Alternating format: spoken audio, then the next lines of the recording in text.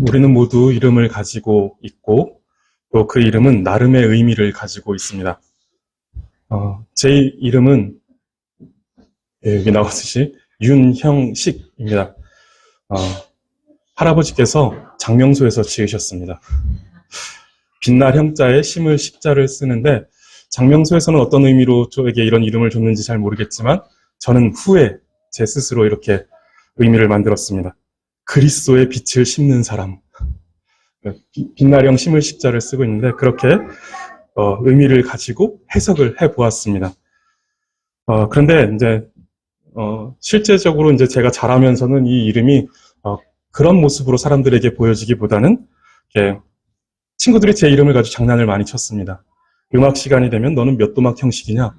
이렇게 영어 시간에는 너는 몇 형식 문장이니?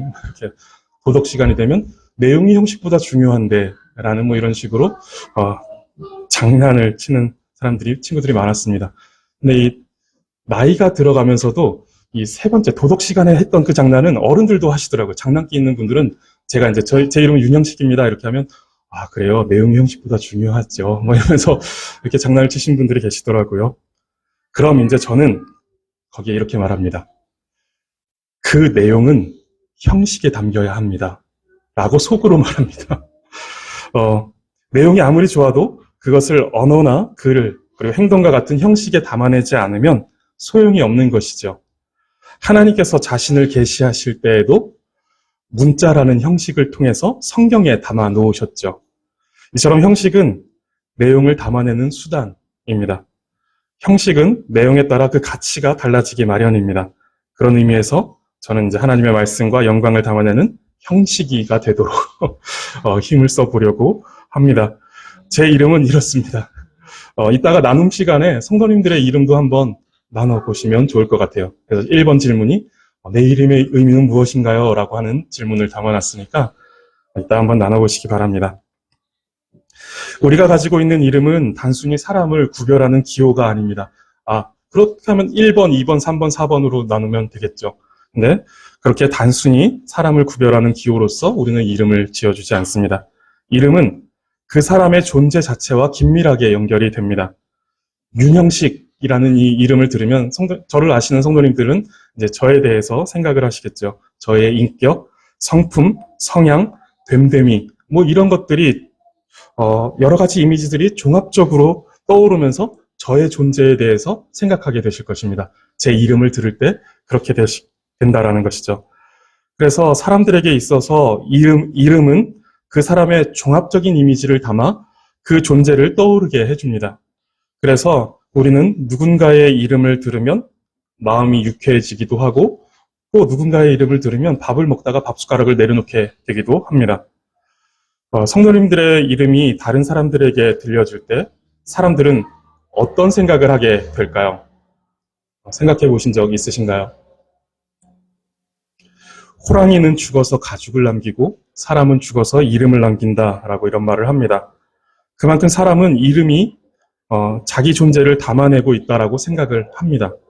그리고 그 이름에 먹칠이 되지 않기를 바라고 또 그 이름이 아름답게 보존되어서 또 아름답게 이렇게 전해지기를 바랍니다.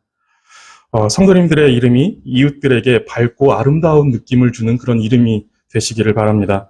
그런데 성도는 자기의 이름보다 더 밝고 더 아름답게 드러내야 하는 이름이 있습니다. 하나님의 이름이고 예수 그리스도의 이름입니다. 오늘 본문은 그 이름을 드러내고 높이는 것과 관련하여 예수님께서 가르쳐 주시는 기도입니다. 오늘 본문은 주기도문의 첫 번째 기도의 내용입니다. 주기도문은 지난주에 말씀드렸듯이 그 내용을 따라서 크게 네 부분으로 나뉘어집니다. 첫 번째로 우리가 지난주에 나누었던 하늘에 계신 우리 아버지여 라고 하면서 하나님을 부르는 그 머릿말이 있고, 두 번째는 하나님에 관한 간구의 내용입니다. 그리고 세 번째는 우리에 관한 간구의 내용입니다. 그리고 마지막으로 맺은 말로써 하나님을 찬양하고 경배하는 내용을 가지고 있습니다. 지난주에 우리는 이 머릿말에 해당하는 하늘에 계신 우리 아버지여 라는 이 말씀을 살펴보았습니다.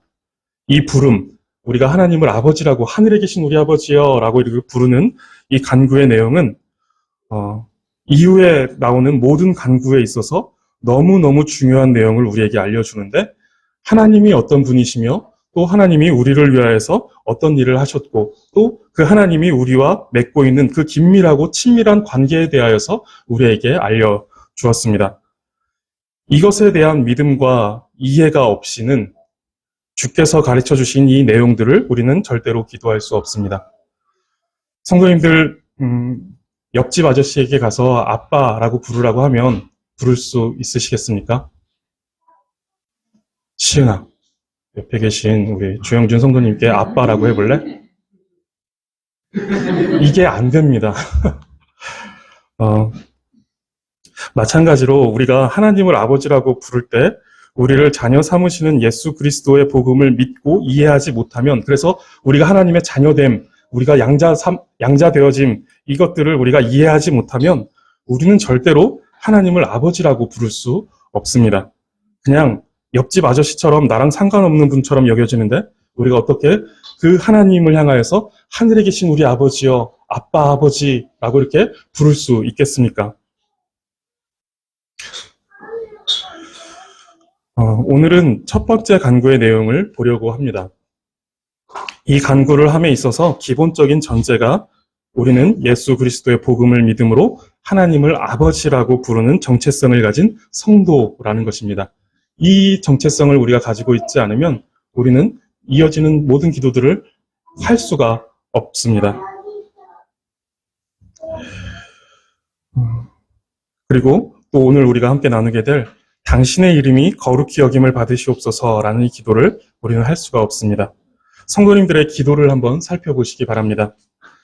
이름이 거룩히 여김을 받으시옵소서라는 이 기도는 하나님의 이름이 거룩하지 않기 때문에 하나님의 이름이 거룩해지십시오, 제가 그렇게 노력하겠습니다 라고 하는 기도가 절대 아니고, 하나님의 거룩하신 이름의 가치만큼 세상이 하나님을 인정하고 또 하나님을 높이게 해달라라는 이런 기도입니다.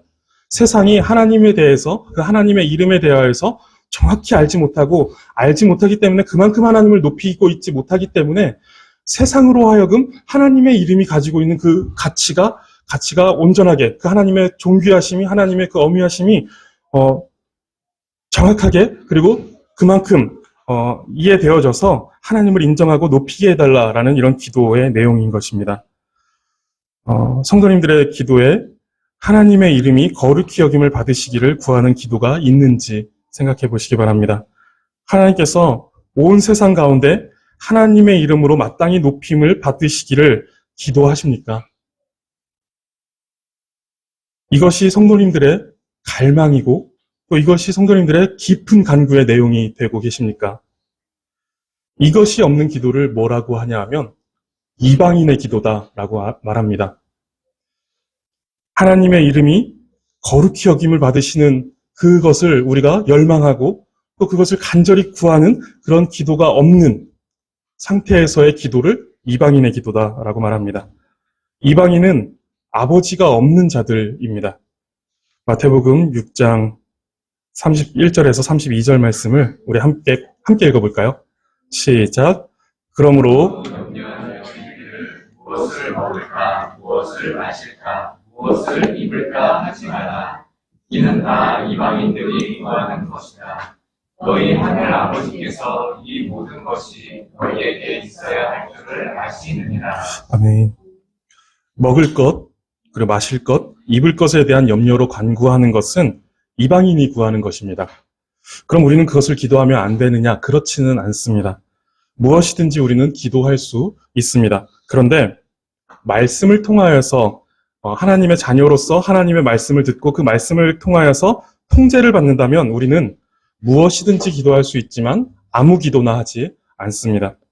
우리는 이방인과 달리 하늘 아버지께서 이 모든 것이 우리에게 있어야 할 줄을 아시기 때문에 구하지 않는 것까지 응답받는 하나님의 자녀라는 사실을 알아야 합니다.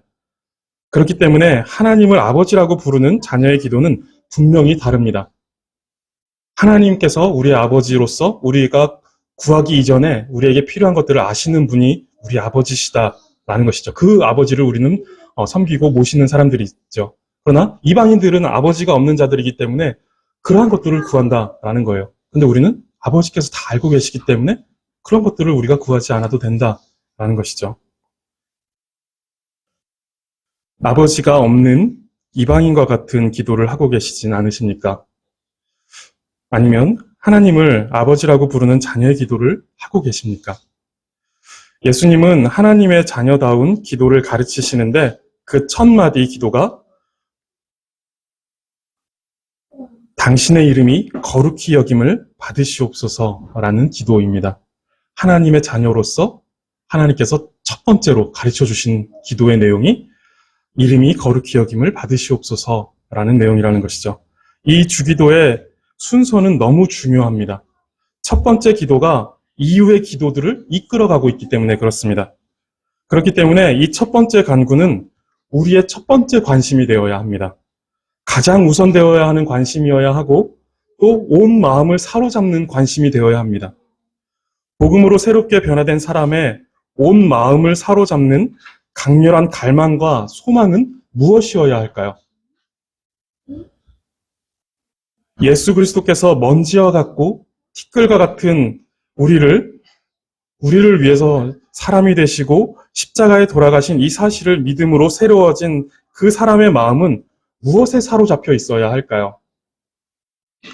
예수님은 복음으로 새롭게 변화된 사람의 온 마음을 사로잡는 갈망과 소원을 토해내는 첫 마디의 기도로서 당신의 이름이 거룩히 여김을 받으시옵소서라는 기도가 합당하다라고 이렇게 가르치십니다. 물건을 살 때 너무 좋은 것을 먼저 보고 그 다음에 이제 그보다 사양이 조금 떨어지는 그런 물건들을 보게 될 때 이 이후에 본 것들이 마음에 쏙 들어오지 않는 것들을 우리는 잘 알고 있습니다. 그래서 그것이 예상되는 금액보다 비싸더라도 처음 본 것에 우리가 마음을 다 빼앗겨 버려서 더 높은 금액을 주고서라도 우리가 예상한 금액보다 더 많은 돈을 주고 그것을 사게 되는 것을 보게 됩니다. 우리는 복음으로 세상 무엇과도 비교할 수 없는 최고의 선물을 받았습니다. 그것이 참된 변화다라고 한다면 우리는 여기서 마음을 떼어낼 수 없습니다. 다른 것들로 절대로 만족할 수 없게 될 것이기 때문에 그렇습니다. 하나님의 영광 그리고 하나님의 아름다움과 비교할 수 있는 것은 아무것도 없습니다. 그런데 우리가 그러한 선물을 받았고 그것을 우리가 만족했다라면 우리가 그 다음에 무엇을 본들 세상에 있는 그 무엇을 본들 우리가 거기서 만족함을 누릴 수 있겠습니까? 유치한 비유일지 모르겠지만 하나님과 세상의 것의 차이는 황금과 똥보다 더 크고 더 극단적입니다. 그런데 죄는 우리를 어리석게 만들어 황금보다 똥에 마음을 빼앗기게 합니다. 우리의 마음을 사로잡아 자연스레 나와야 하는 기도는 당신의 이름이 거룩히 여김을 받으시옵소서여야만 합니다. 이 첫 단추가 잘못 끼워지면 그 다음에 이어지는 기도들은 무너질 수밖에 없습니다. 하나님의 이름이 합당한 영광을 받는 것에 우리의 마음이 사로잡히지 않는데 나라가 임하옵시며 라고 기도한다고 하는 것이 과연 좋을까요? 내 마음이 하나님의 영광에 사로잡히지 않고 또 내 마음이 하나님의 이름이 높아지는 것에 사로잡히지 않아 있는 상태에서 나라가 임한다, 하나님의 나라가 우리 가운데 임한다라는 것이 정말 좋을까요? 오히려 불편하지 않을까요? 내 마음은 다른 것을 추구하고 있고 내 마음은 다른 것에 사로잡혀 있는데 하나님의 나라가 온다라는 거예요. 그거 좋을까요? 이 기도가 첫 번째 기도가 우리 가운데 진실되게 우리의 마음을 가득 채우고 있지 않다라면 이어지는 나라가 임하옵시며라는 기도를 우리는 진실되게 해낼 수 없다라는 것입니다. 그리고 우리가 하나님의 영광에 사로잡히지 않았는데 하나님의 뜻이 땅 위에 이루어지는 것은 과연 기쁠까요? 이 첫 번째 기도가 되지 않으면 이어지는 간구는 우리의 기도가 될 수 없습니다. 그리고 우리는 슬금슬금 이방인의 기도로 빠져가게 될 것입니다. 하나님의 이름은 어떤 의미가 있을까요? 앞서 우리가 이름에 대해서 나누었듯이 하나님의 이름은 하나님의 존재 자체를 가리킵니다. 하나님의 성품, 하나님의 속성, 또 하나님의 의지를 담아 종합적이고 대표적인 의미를 담아내는 것, 이것이 하나님의 이름입니다. 그러면 하나님의 이름은 무엇일까요? 성경은 이제 하나님을 부르는 여러 가지 호칭들이 있었는데 여호와, 엘로힘, 여호와 이레, 여호와 니시, 여호와 라파 뭐 등등의 이름들이 성경에 등장합니다. 그러나 그 이름들이 하나님의 존재를 충분히 담아내는 이름이라고 볼 수는 없습니다. 부분적으로 하나님의 이름이 이러한 속성과 이러한 성품을 담아내고 있다라는 것에 대해서 알려주기는 하지만 그렇다고 그 이름이 하나님에 대해서 모든 것을 우리에게 알려주지는 않습니다.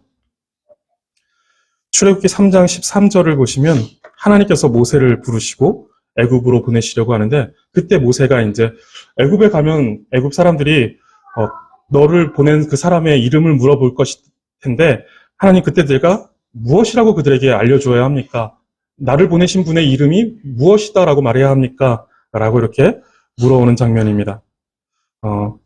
그런데 이제 그때 하나님께서 모세에게 그 이름을 알려주시는데 14절에 보시면 하나님이 모세에게 이르시되 나는 스스로 있는 자이니라 또 이르시되 너는 이스라엘 자손에게 이같이 이르기를 스스로 있는 자가 나를 너희에게 보내셨다 하라 라고 이렇게 말하라고 알려주십니다. 하나님은 자신을 스스로 있는 자라고 알려주십니다. 이름이 뭡니까? 라고 이렇게 물어보니까 나는 스스로 있는 자다 라고 이렇게 말씀하신 것이죠.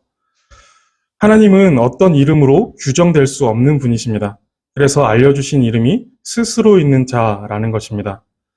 여호와라는 이름이 이 뜻이죠. 자존자, 존재한다 라는 뜻이 이제 여호와의 뜻인데 스스로 있는 자라는 것은 기원이 없다라는 것입니다. 이 세상에 있는 모든 것들은 기원이 있죠. 무언가에 근거하여서 발생하여 존재하죠. 세상에 있는 모든 것들은 기원이 있습니다. 그런데 하나님은 그 기원이 없고 스스로 존재하신다라는 거예요. 스스로 그 기원이 되신다라는 것이죠. 시작도 없고 끝도 없는 분이십니다. 그렇게 존재하시는 분은 오직 하나님밖에 없습니다. 아무것도 없는 그때에도 삼위일체 하나님은 홀로 존재하셨습니다. 그리고 삼위일체 하나님은 모든 만물을 창조하시기로 작정하셨고 그로 인해 모든 만물의 기원이 되셨습니다. 스스로 있는 자라는 이름을 가지신 하나님은 세상을 창조하시며 만물의 기원이 되셨는데 그러면서 한 가지의 목적을 가지셨습니다. 이사야 43장 21절 말씀에 이 백성은 내가 나를 위하여 지었나니 나를 찬송하게 하려 함이니라 라고 말씀하십니다. 하나님께 영광 돌리기 위하여서 하나님을 찬양하기 위하여서 하나님께서는 우리를 창조하셨다라는 것입니다. 그러면 하나님께 영광 돌린다라는 것은 무슨 뜻일까요? 우리가 두 손을 들고 기쁘게 즐거운 마음으로 하나님께 찬양하면 영광을 돌리는 것일까요? 물론 그렇습니다. 그것이 하나님께 영광을 돌리는 것이 맞습니다. 그런데 그것은 너무 협소한 의미에 머무는 것입니다. 하나님께 영광을 돌린다라는 것은 하나님의 존재와 하나님의 어떠하심, 그 하나님의 속성을 모든 사람이 올바로 알게 하는 것입니다. 이것이 하나님께 영광을 돌린다라는 것이죠. 하나님의 존재와 하나님의 어떠하심을 모든 사람이 바르게 알게 하는 것. 그래서 내가 그것을 바르게 알아서 하나님께 두 손을 높이 들고 찬양할 때 하나님은 영광 받으시고 또 그것을 모든 사람이 알게 하는 것을 통해서 하나님은 또 영광을 받으신다라는 것입니다. 그래서 모든 사람들이 하나님에 대한 마땅한 이해를 가지게 하고 또 하나님 앞에 마땅히 합당한 행동을 하게 하는 것입니다. 우리는 이러한 목적을 가지고 살아가는 사람들입니다. 우리는 세상 사람들과 똑같이 살면서 하나님의 존재와 성품을 사람들에게 알게 할 수는 없습니다. 쟤도 똑같네 라고 하는 식으로 살아가면서 하나님을 알게 할 수 없다라는 것이죠. 우리는 세상 사람들과 다른 방식과 원리로 살아가며 우리가 그렇게 세상과 같지 않고 그들과 구별되어 너희는 세상의 방식대로 살아가지만 우리는 다른 방식대로 살아가는데 보면 우리는 예수 그리스도의 말씀을 따라 살아가고 있다는 것을 그들에게 보여주면서 그들에게 하나님을 보게 하고 그들로 하여금 하나님을 알게 하는 것이죠. 성도님들, 우리는 왜 선교하고 왜 전도해야 할까요? 불쌍한 사람들 천국 가게 하기 위해서 전도해야 할까요? 이것도 맞지만 더 궁극적이고 본질적으로 생각하면 그 대답은 부족합니다. 존 파이퍼 목사님은 선교와 전도는 그 자체로 교회의 궁극적인 목적이 될 수 없다라고 말합니다. 그러면서 교회의 궁극적인 목적을 예배라고 말합니다. 생각해 보시기 바랍니다. 선교와 전도가 궁극적인 목적이 될 수 없는 이유는 그것이 영원하지 않기 때문에 그렇습니다. 선교와 전도는 예수 그리스도께서 이 땅에 재림하셔서 우리가 하나님의 나라에 갔을 때 선교와 전도는 없어질 것입니다. 더 이상 우리에게 주어지는 어떤 영원토록 행해야 되는 사명이 아닐 것이다 라는 것이죠. 그러나 영원토록 남는 것이 있는데 그것이 예배입니다. 그래서 교회가 가지고 있어야 되는 교회의 궁극적인 목적은 예배입니다. 선교와 전도가 아니라는 것이죠. 선교를 하는 이유는 하나님께서 창조하신 사람들이 하나님을 예배하지 않기 때문에 그들로 예배하기 위해 선교하고 전도하는 것입니다. 다른 말로 하면 그들이 하나님의 이름을 부르고 높이는 구별된 존재로 살아가면서 하나님의 이름이 그들 가운데 거룩히 여김을 받으시도록 하기 위해 선교와 전도를 해야 한다라는 것입니다. 그렇지 않으면 그들의 삶에 의해서 하나님을 알지 못하는 그들의 삶에 의해서 하나님의 이름이 짓밟혀지고 하나님의 이름이 더럽혀질 것이기 때문에 그렇습니다. 우리는 하나님의 이름이 거룩히 여김을 받으시고 영광을 받으시도록 하기 위해서 선교해야 하고 그리고 전도해야 합니다. 우리의 삶의 목적과 교회의 가장 궁극적인 사명이 무엇이냐라고 한다면 그것은 하나님의 영광이고 하나님의 이름이 거룩히 여김을 받으시는 것입니다. 예수님께서 재림하시고 세상의 끝이 왔을 때 남아있는 것은 하나님께 영광을 돌리고 그 이름을 높이는 예배만 남아있을 것입니다. 선교와 전도는 더 이상 있지 않을 것입니다. 그만큼 예수님께서 지금 가르쳐주고 계시는 이 첫 번째 기도는 너무너무 중요하고 또 궁극적이며 본질적인 우리의 신앙의 핵심의 내용을 가르친다는 것입니다. 전도를 위해서, 영혼 구원을 위해서 우리가 기도에 힘써야겠죠. 이건데 이것이 가장 궁극적인 기도가 아니다라는 것입니다. 그것이 너무 고상한 하나님의 뜻을 드러내는 것이긴 하지만 한 영혼에 대한 그 관심과 마음이 너무 귀하지만 이것에 죄송합니다. 이게 아니네요. 이름이 거룩히 여김을 받으시옵소서라는 그 기도에 비하면 우리의 관심에서 뒤로 밀려나야 하는 관심이다라는 것이죠. 시편 115편 1절을 보시면 여호와여 영광을 우리에게 돌리지 마옵소서 우리에게 돌리지 마옵소서 오직 주는 인자하시고 진실하심으로 주의 이름에만 영광을 돌리소서라고 이렇게 시편 기자가 고백합니다. 시편 기자는 영광을 우리에게 돌리지 마시고 주의 이름에만 영광을 돌리소서라고 이렇게 기도합니다. 이것이 무엇인가 하면 사람이 거룩하신 하나님 앞에 서서 자신의 미천함을 깨닫는 것입니다. 자신을 향한 자기 중심성 그리고 자기 영광을 내버리고 내게로 영광을 돌리려고 하는 그 자기 중심성과 자기 영광을 내버리고 하나님께 내어드리며 자신은 그 아래 엎드려 굴복하는 것입니다. 영광을 취할 자는 내가 아닙니다. 하나님, 나는 그저 미천하고 아무것도 아닌 존재이오니 나에게로 영광을 돌리지 마시고 오직 영광 받기에 합당하신 하나님의 이름만 영광을 받으시도록 하나님의 이름만 영광을 받으시옵소서라고 하면서 주 앞에 자신을 굴복시켜 놓는 것입니다. 요한복음 11장에 보시면 예수님께서 사랑하시던 자 나사로의 죽음에 대한 내용이 나옵니다. 그때 예수님께서 어떤 말씀을 하시냐 하면 요한복음 11장 4절인데 예수께서 들으시고 이르시되 나사로가 병들었나이다 라는 이야기를 들으신 거예요. 들으시고 이르시되 이 병은 죽을 병이 아니라 하나님의 영광을 위함이요 라고 이렇게 말씀하십니다.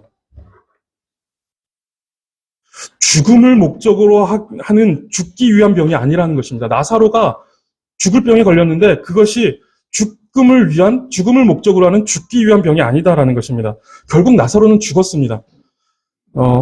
그런데 그 죽음의 목적이 죽는 데 있지 않다라는 것입니다. 이 사건에서 중요한 이슈는 나사로가 죽고 사는 것에 있지 않다라는 것입니다. 하나님의 영광의 목적이 있는 사건이라는 거예요. 물론 이제 나사로를 부활시키며 생명의 주인이신 예수 그리스도께서 드러나게 되셨는데 그러나 그것을 통해서 궁극적으로 목적하신 것은 하나님의 영광이라는 것이죠. 그런데 사람들은 계속 죽고 사는 것에 관심을 갖습니다. 우리의 신앙에 있어서 자기 중심성을 벗어나야 합니다. 죽고 사는 것에, 먹고 사는 것에 관심을 갖고 있고 내가 살고 죽고 내가 먹고 살고 하는 이런 자기 중심성에서 벗어나야 한다라는 것입니다. 신앙에 있어서 자기 중심성, 내가 죽고 사는 것이 중요하다, 내가 먹고 사는 것이 중요하다라고 하는 것을 지지하는 성경적 근거가 성경에 있나요? 아무리 뒤져도 성경에는 자기 중심성, 자기 영광을 지지하는 성경 구절이 없습니다. 성경은 온통 하나님 중심성을 강조하고 그것을 또 강조합니다. 죽음조차 그 목적은 하나님의 영광에 있습니다. 그래서 바울이 감옥에 갇혀서 빌립보서를 쓸 때 거기에서 바울이 이렇게 말합니다. 빌립보서 1장 20절에 보시면 우리 함께 읽어볼까요? 함께 읽어보겠습니다. 시작. 나의 간절한 기대와 소망을 따라 아무 일에든지 부끄러워하지 아니하고 지금도 전과 같이 온전히 담대하여 살든지 죽든지 내 몸에서 그리스도가 존귀하게 되게 하려 하나니. 아멘.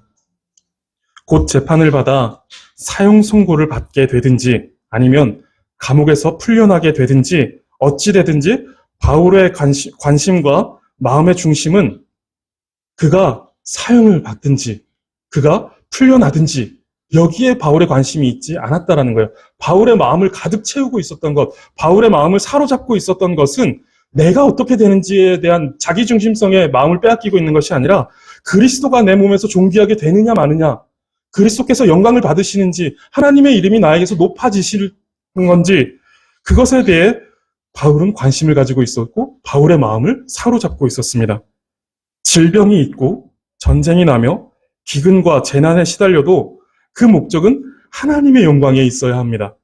어떠한 상황에 있어도 성도님들의 가장 우선되는 기도는 당신의 이름이 거룩히 여김을 받으시옵소서라는 것이어야 한다라는 것입니다. 질병이 있어서 내 몸의 상태가 어떻든지, 그리고 전쟁이 나서 어떤 두려움 가운데 내가 사로잡혀 있다든지, 기근과 재난이 와서 나를 어떻게 힘들게 만든다 하든지, 그러나 그 어떤 상황에서도 우리의 가장 우선되어지는 기도의 제목, 우리의 가장 큰 관심, 우리의 마음을 사로잡아야 하는 것은 당신의 이름이 거룩히 여김을 받으시옵소서라는 것이 되어야 한다라는 것입니다. 그리고 우리의 기도의 첫 번째 제목은 우리의 어떤 상황과 관계없이 하나님의 이름이 우리의 삶을 통해서 거룩히 여김을 받으시는 것, 이것이 되어야 한다라는 것입니다. 그런데 우리는 그래도 이때는 나를 위하셔야 하는 거 아닙니까? 이 상황이 얼마나 절박하고 긴급한데 하나님, 이때는 나를 위하셔야 하는 거 아닙니까? 라고 이렇게 생각할 만한 때가 있습니다. 그러나 그때에도 모든 상황, 모든 순간에 하나님만 영광을 받으시옵소서, 하나님의 이름만 영광을 받으시옵소서라고 기도하며 자기 중심성을 벗어날 수 있는 상태에 우리가 이르러야 합니다. 이것이 신앙이 지향하는 궁극적인 목적입니다. 왜 예수님을 믿으시나요? 왜 복음 앞에 나와 오셨나요? 신앙의 목적이 무엇인가요? 왜 예수님을 믿으며 살아가고 왜 예배의 자리에 나와서 하나님께 예배하며 복음 앞에 나와 서 계신가요? 지옥 가기 싫어서요? 천국 가려고요? 심지어 구원받으려고요? 라고 대답한다면 이건 역시 너무 아쉬운 대답이 되는 것입니다. 우리는 조금 더 궁극적이고 본질적인 대답을 향해야 합니다. 우리가 예수님을 믿고 복음 앞에 엎드려야 하는 이유는 나의 구원을 넘어서야 하는 것이죠. 내 구원을 넘어서서 하나님의 이름을 높이고 그 이름이 거룩히 여김을 받으시는 데 있다라는 것입니다. 하나님의 1차적이고 궁극적이고 본질적인 하나님의 관심도 거기에 있습니다.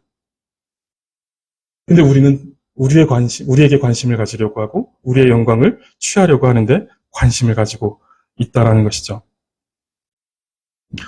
우리는 이 자기 중심성을 벗어나 마땅히 하나님만 영광 받으시고 하나님의 이름이 거룩히 여김을 받으셔야 한다라는 이 열망에 사로잡혀야 합니다.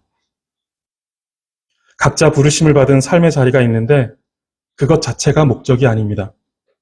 그것을 통하여 하나님의 이름이 거룩히 여김을 받으셔야 한다는 그 열망에 사로잡혀야 한다라는 것이죠.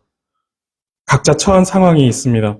몸이 아프거나 사업이 어렵거나 가정에 문제가 있거나 그것이 우리의 관심의 첫 번째 자리를 차지해서는 안 된다라는 것입니다.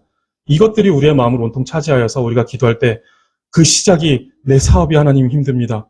우리 가정이 이렇게 어렵습니다. 라는 것들로 기도가 채워지고 이것들이 우선되는 기도의 제목이 되어서는 안 된다라는 것이죠. 우리의 어떤 형편과 어떤 상황과 문제도 하나님의 이름이 거룩히 여기심을 받는 기도를 앞서서는 안 됩니다. 우리의 관심과 열망이 그것을 향해서는 안 된다라는 것입니다. 그것으로 우리가 가득 채워져 있으면 우리의 기도는 자연스럽게 이방인의 기도로 나아가게 될 것입니다. 우리의 필요, 우리의 열망, 우리의 영광 이것들로 향하게 될 것이다라는 것이죠. 그런데 우리의 관심과 열망은 그것을 향해서는 안 됩니다. 이것이 어떻게 가능할까요? 성령님을 의지해야 합니다. 우리의 관심, 우리의 추구, 우리의 자기중심적인 생각들을 꺾으시고 예수님께서 가르쳐 주신 첫 기도를 할 수 있도록 말할 수 없는 탄식으로 간구하시며 우리를 도우실 것입니다.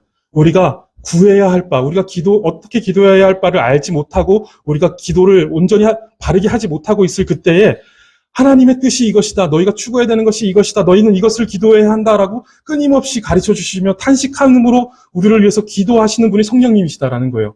그래서 우리는 성령님을 의지하여 기도하며 하나님의 이름이 높아지기를 원합니다라는 것이 우리의 첫째 되는 간구, 우리의 온 마음을 사로잡고 모든 삶을 사로잡는 그런 간구와 우리의 관심과 추구가 될 수 있도록 성령님께서 일하여 주신다라는 것입니다.